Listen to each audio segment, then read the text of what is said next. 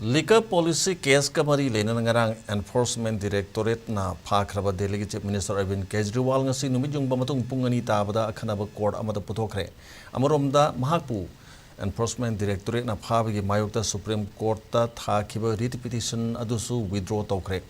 Panbayabadi Delhi High Court tagi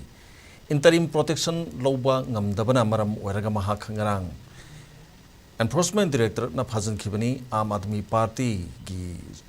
Chief Oibagalonena, Delhi Chief Minister Su Oiba Arvind Kejriwal, Pazan Karbamatunga, Delhi the Labour Party as office the Hanatagi Hena security akan section Thorang Lokatre,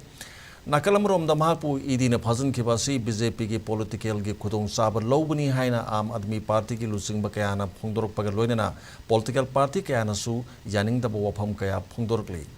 Opposition India block na Arvind Kejriwal da Saugat Pagalonena. Idibu opposition parties singi mayokta khulai oina BJP na sizinai haina maral siri ningsing bayabadi thas ki taraga mangada Telangana gi hanagi Chief Minister K Chandrasekhar Rao gi masanupi Bharat Rashtra Samiti gi luching bibusu Delhi gi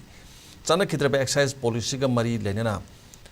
money laundering charge da idina phajan khibani loinena Aam Aadmi Party gi luching me Delhi gi Deputy Chief Minister Manish Sisodia madi Sanjoy Singh anisu Hanagi Chamanaba case Asiga Mari Lenana judicial custody the later Kibani.